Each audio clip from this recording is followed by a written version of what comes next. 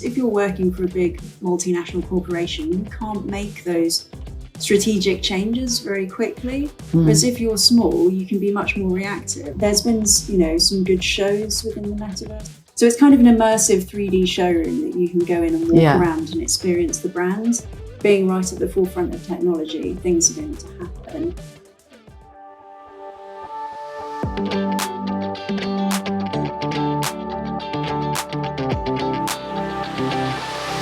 The first time I met you, I wasn't the editor of Phoenix magazine. I was a lowly journalist at London Fashion Week. Oh. And I was reporting backstage, I think, was it for the London Fashion Week Daily or something like that? And I had to interview you, and you were sort of running the show, running your team, and it was very impressive. So that was the first time I think I met you. And then obviously, I'm a big fan of your work. You're, insanely creative. So when I was looking for a beauty director for Phoenix magazine, you were the first person I turned to, of course. And you were with me from the very beginning, I think, from issue 2. So, we've always had that great relationship working together. And then, my background's, as you mentioned, initially law and then journalism. So then obviously when it came to your books and you were looking for somebody to help with the copy, happy to help, happy to be involved. Yeah. How do you feel like the change from that aspect? Well, I've always loved the fashion industry, I've always been into magazines. I always wanted to be a writer, really. And then I did study law because I thought it was really important for me to have a very academic undergraduate degree. And the thing about law is it's comprised of human stories. There's always a human narrative to every case that gets to court. So I was always interested in that side. But then my family's in the fashion industry. So my father is in retail property. My mum was in interiors to do with shop fitting. My brother is, as you know, of course, a tailor. So I've always been interested in that side. And then I did my postgraduate certificate in fashion and lifestyle journalism at the London College of Fashion, where I'm now a lecturer. Yeah, I mean, they're lucky to have you, to be honest. I do see you writing a novel and all sorts, and I'm always like, when is your book coming? So it's amazing that you were part of mine.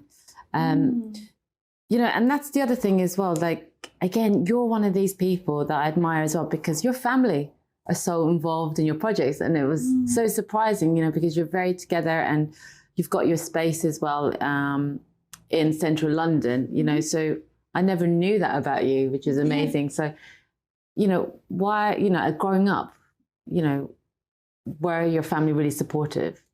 Yes, I think they would have liked for me to have, a nice, stable, successful lawyer job. But my family is very entrepreneurial, so they're always very supportive of me running my own businesses. So as well as running the magazine, I've had my own branding consultancy and public relations agencies. I currently have a creative agency called Hack Media as well, which is the sort of commercial output for Phoenix magazine, working on client projects. So, they've been really successful. I think their philosophy has always been, do whatever you're the most passionate about, because then you'll put 110% into it, and that's how you be successful. You may as well be really motivated by whatever it is that you do.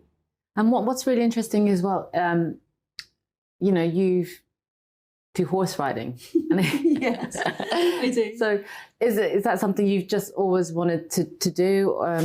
As a kid, you imagined yourself as a successful, because you've won competitions, right, with your horse? Yeah, so it's so kind of unconnected to my fashion side, but I've ridden horses since I was 6 years old. Wow. And I was very lucky to grow up in a place that, where we could keep horses, even though my family wasn't into horses at all. And then I ended up show jumping up to Grand Prix level. Wow. When I was under 21. I lived in Belgium for 6 months and jumped on the continental circuit. And then my job for a while was buying and selling and breaking horses. Well, it's known as breaking, but it's just training. We form a partnership and you train the animal.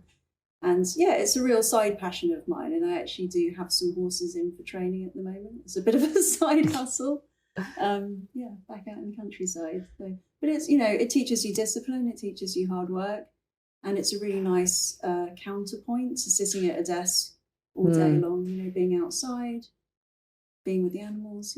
Yeah, I often find like, you don't always have to be a certain way. Everyone knows that you can be yourself. And I think it's quite nice that people can see that you've come from that technical background, but you're also creative, but also have the horses as well. And that your whole family is involved with your projects and you can all collaborate, right, together? Yeah, so Josh and I have done a few events together. I'm so proud of how much he's accomplished as a designer.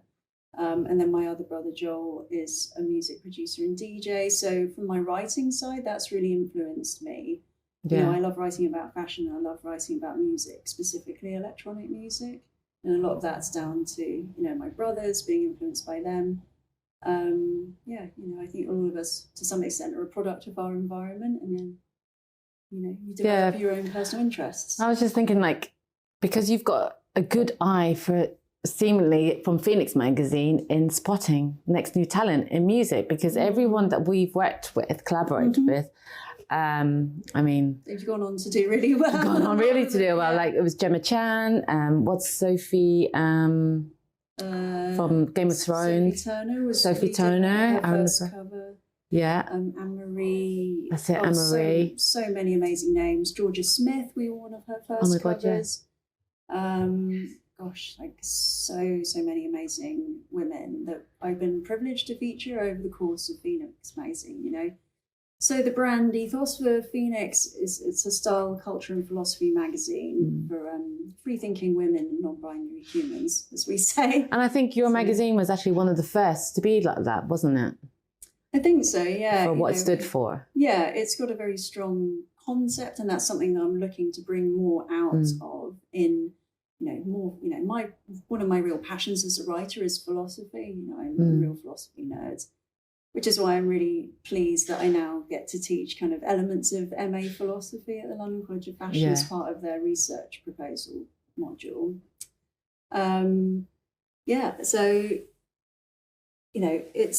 it's been really interesting. And then the magazine, I think a lot of it to do with casting and featuring talent is a combination of, having those connections with the record labels and the publicists, and then also listening to music and just being really immersed and asking, going out to clubs and gigs, maybe less so than I used to, but still being really interested in what people are into, what people think's cool, ultimately, what are people liking in terms of fashion or music.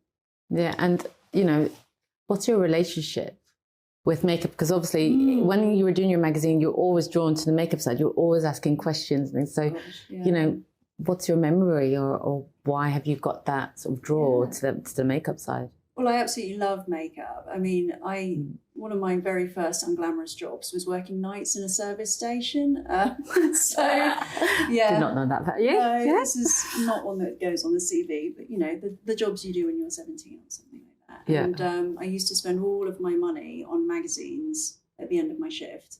And I was, I have brothers, but I don't have sisters, so I was always obsessed with these makeup tutorials. And I'm quite artistic. I love to paint.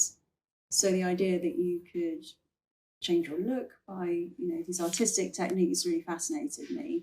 And I think like lots of people are into makeup, I wasn't very comfortable with my skin when I was a teenager and a bit older, so I looked at it as a way of camouflaging that as well. And also, when you're trying to find your identity, I went through various phases, as I'm sure lots of young women do. One minute I was kind of grungy and then a bit punky, and then I had a bit of a rockabilly phase, and all of the different styles in terms of fashion and makeup that go with these looks really fascinated me.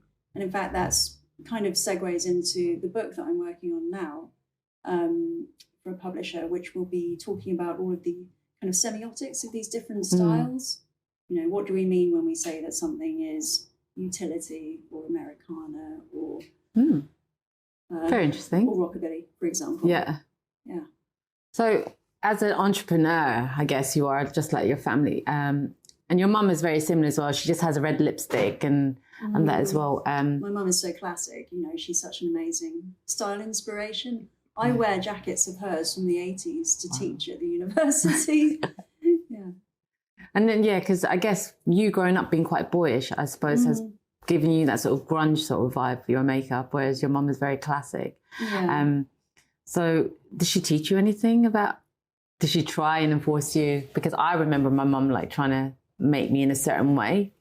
Not really. I mean, what's funny is I think I've evolved more to be like my mum. So my mum's, you know, got a really good wardrobe of these classic, beautifully cut pieces. She doesn't go shopping that often. Obviously, Josh gifts her like nice pieces. But she's, you know, she'll always put a classic look together and then accessorize. So that's her key trick. And then makeup-wise, she's not so experimental, but she knows what suits her and sticks to it. And I think that's probably, as I get older, more what I am working towards, having a look that suits you and, you know, more of a signature style. Whereas when you're younger, I think you experiment more with different looks and different identities. And are you still going through that process now? So how do you feel like personally about it? Because I think it's still fun to play. So obviously, like today, I just put a pink lipstick on to go on camera. But, you know, having a makeup session with you recently was really, really beneficial.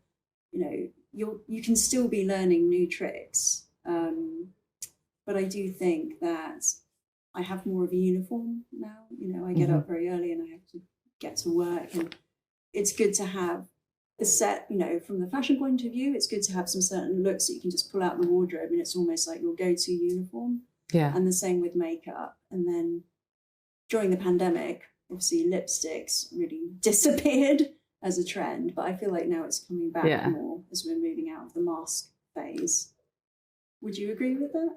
Yeah. No, I mean, everything's like full force makeup now. I mean, I feel like it's a bit like all open to take really interpretation. But people are playing with colour again, and I think people are just slowly coming back and educating themselves what to do, because we spent so long not doing makeup. I feel like everyone's on a bit of like either a rut or just not sure. And products have changed. So some products have gone out.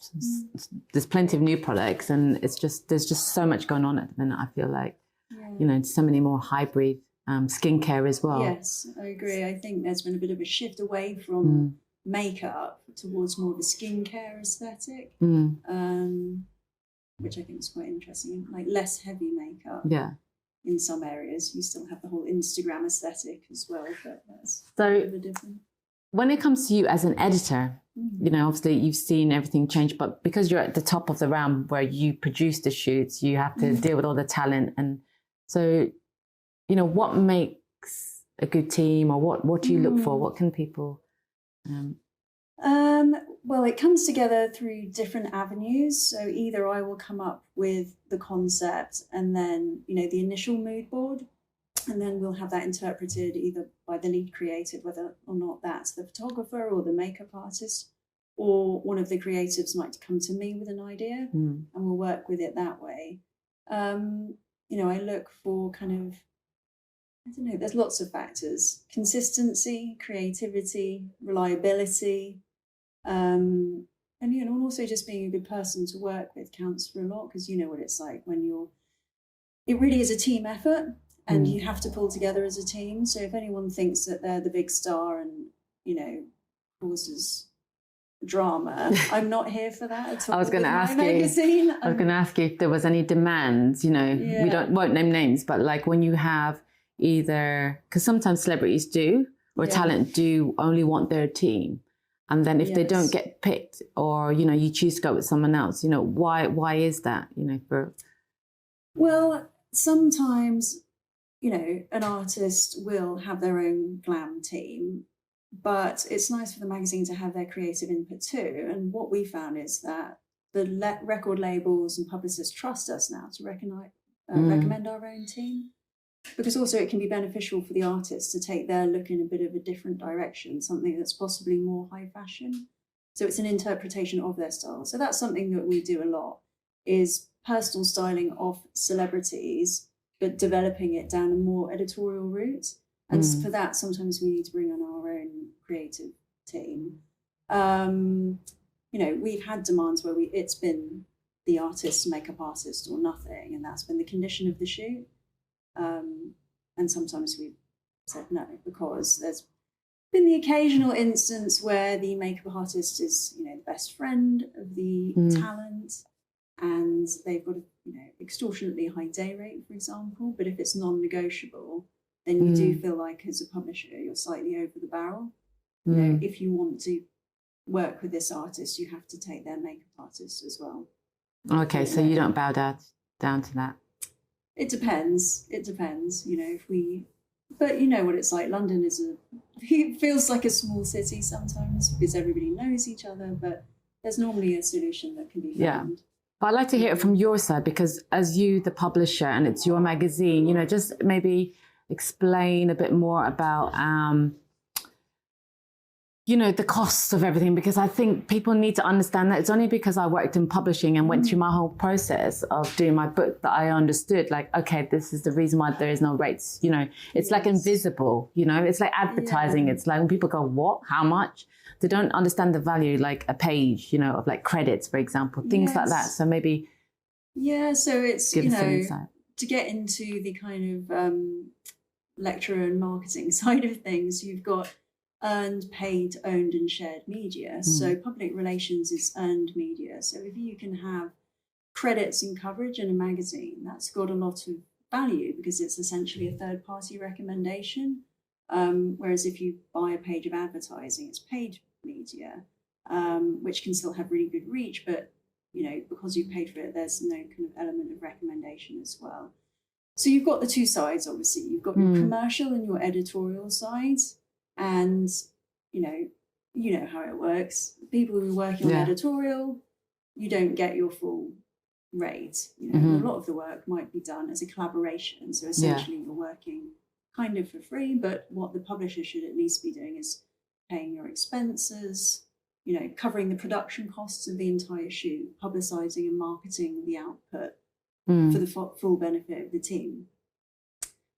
And then you would, on the back of that, have lots of fresh, exciting current work with celebrities, and then you'll be able to get good commercial work, for which you should get paid fully.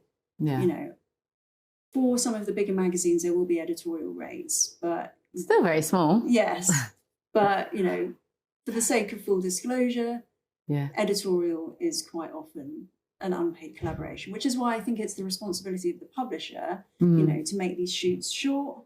You know, sort of maximum 4 hours. They're not in a difficult location. Publisher pays for the studio, lighting costs, all associated costs such as couriers for the stylist. You know, so essentially it's a positive creative environment and everybody gets something from it. But, it's this whole thing, isn't it? Oh, for free. But actually when you're in it and you've been doing it for so long, especially, you know, for us where, you know, maybe 20 years in the business, I guess there's a new generation and they don't quite get this whole free, but it's just trying to explain it. Yeah, you know, I think it's try not to think about it as sort of work done for free. It's your investment as a collaboration, but also don't let yourself be abused, you know. But what you should be looking for as a makeup artist, if you're doing editorial, is some element of creative input, which you wouldn't get on a commercial shoot necessarily. So you might be given a strict brief, which you have to follow. But if you're doing editorial, I really want to see what my team can do, you know, and what they bring to the table. And then hopefully they'll feel like they have something that they're really proud of that they can put on their website.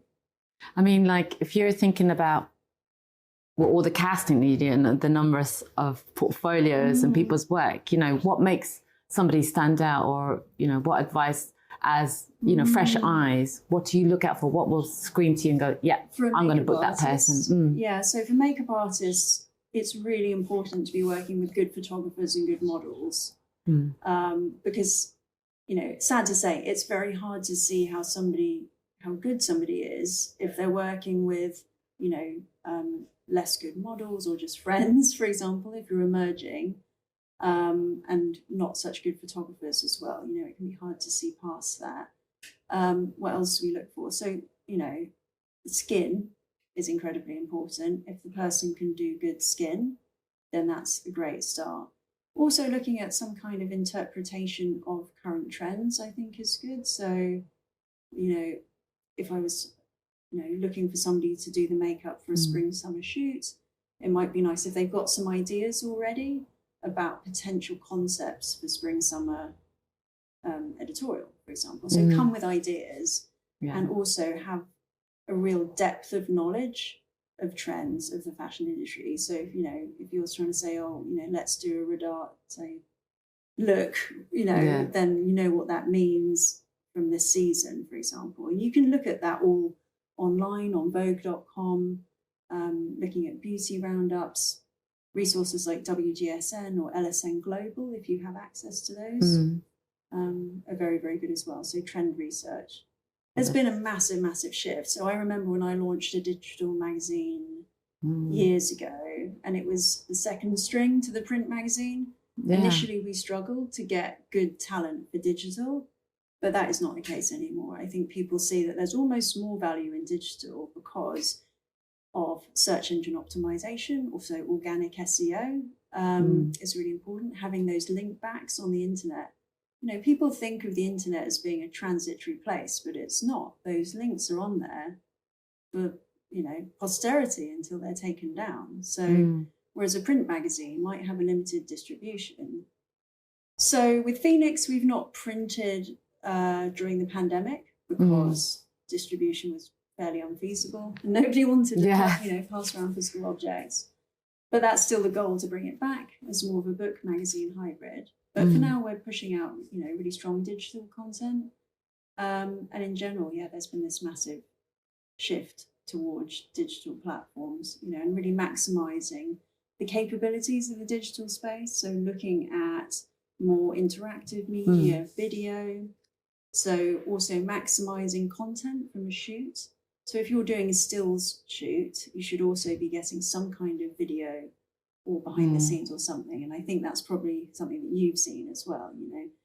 If you're taking the time and trouble to put together an amazing photo shoot, why not make sure you capture as much as possible to have content to push out. But have you, so obviously you've touched on the advice there. I mean, is there anything that you have learned through this whole process now, not only just before from doing the magazine, from the print to the digital to not doing print, the digital has gone forward. So, how's it looking now, like in terms of investment or the way the clients are looking at it? I think it's important to be an early adopter, and that's one of the most beneficial things small independent brands can do, because if you're working for a big multinational corporation, you can't make those strategic changes very quickly. Whereas if you're small, you can be much more reactive. So, with me in Phoenix magazine, we wanted to do a rebrand. We wanted to bring in these new digital platforms. We could just make that decision and roll with it. And if it doesn't work, that's fine. So we've done a few things over the years that sort of phased in and moved around. But being really aware of new technology, new trends. So at the moment, the buzzwords are things like virtual try-on, augmented reality as well. So that's a big thing that we're seeing. So much talk about the metaverse, both within the industry and in my lectures at the London College of Fashion. So, that's one of the reasons I find working for the university so interesting, because we're, really looking at the forefront of academic research as well. And then you bring that in with the industry knowledge. And I feel like, it gives me a really good understanding of what's current. So what can you share about that metaverse on about makeup and beauty? Because in my head, I'm like, okay, it's very futuristic, or, like Il Maquillage, for example, was one of the first adopters in terms of getting the public to go, I'm going to try, answer all these questions, and then boom, they send you the product. And then there's loads of people going, wow. But then what I found was, okay, at that point of time, from what I asked for, it's perfect. But then maybe a couple of weeks down the line, I try it on again. I'm like, oh, actually, it doesn't really work right now. So, what are you learning from the metaverse that people should know about? The metaverse is interesting. I mean, I haven't seen so many good beauty uses of it yet, but there has been some really good augmented reality versions. So again, instigated by the pandemic, when you couldn't go into a shop and try colours on because they didn't want people spreading products around. So that really brought the technology forward in terms of sort of being able to try on different shades of colours of lipsticks and things like that. So I think that's still popular. And that will continue to be popular. So it started almost better with beauty, and now it's being rolled out to fashion. In terms of Metaverse, there's been some good shows within the Metaverse. We had Metaverse Fashion Week recently. It was a little bit of a bumpy start for them, and they had some technical issues. But again, being right at the forefront of technology, things are going to happen. So I think there's potential for using these sort of centralized metaverse spaces as a showroom. So the Roberto Cavalli mansion, which you can access from their website, is really fun. And that's a nice example of how to showcase product within a virtual 3D space. And it's got interactive elements like music. Obviously, Cavalli sell more than just fashion. They have homewares, lifestyle goods as well. So it's kind of an immersive 3D showroom that you can go in and walk around and experience the brand. And there's the potential for doing that with beauty products. And another thing that we're seeing with virtual try-on is people being able to upload photos of themselves to do with try-on. So a lot of companies at the moment, you input your height and your weight and your age and your gender, for example, and you can visualize the garment on you. I'm sure companies must be doing this already, but from the beauty perspective, uploading pictures of yourself and trying on different makeup colors. If it's not been done already, it's about to happen, I'm sure of it. No, but we're obviously open to that world because we're quite creative, but like the normal Tom Joe down the road won't even have a clue. They barely use Google or Zoom or anything like that. So what's your thoughts on realistically, because you've been in it, you've got to also offer your stuff to them as well. So from the marketing trends side, and stop me if this is getting too detailed. No, it's so interesting. I just want to learn more. So classically in marketing, you had what's called 2 moments of truth, which is where you would discover the product. The first moment of truth is where you discover the product on the shelf and you see the packaging. And that's the first time you engage with it. The second time is when you take it home and you try the product and you're either pleased or disappointed.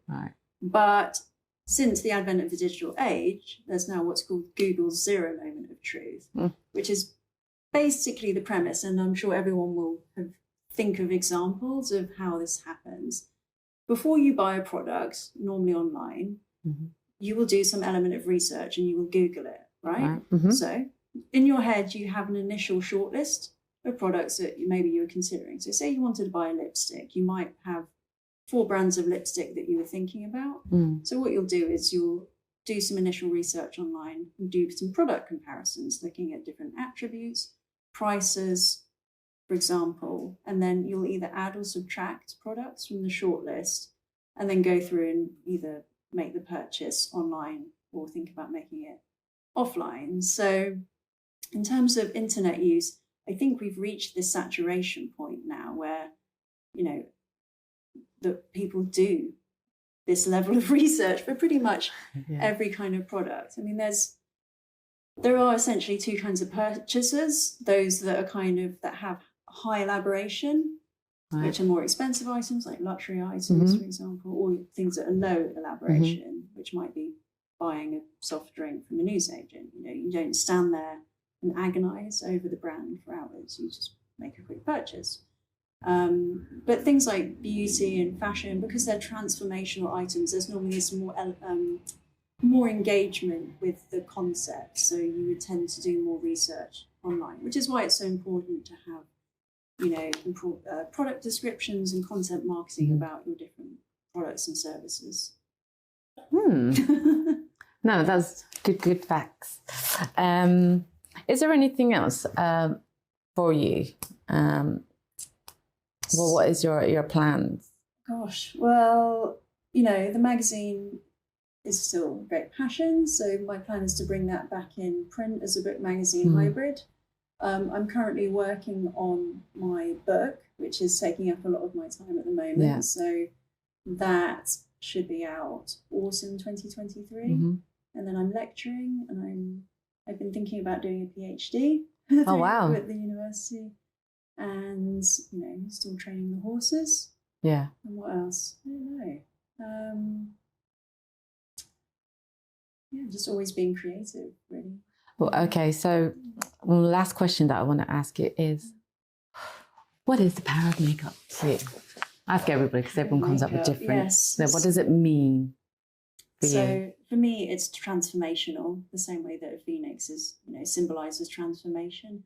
And I think it's an incredibly powerful tool that men and women and everybody in between can use to express their identity. And ultimately, that's kind of the whole point of fashion and style. It's communicating who you are as a person to the outside, and you can use it to either fit in or stand out, which I think is, but once you have that level of engagement that you know what certain things mean, if you do a little flick, cat eye flick and a red lipstick, what does that mean as opposed to something more colour pop and neon, and that's how you can style your looks. Okay, so after all these years working with makeup artists, what have you learned? Anything that stands out that you're like, wow, I wouldn't have got that anywhere else but from an expert?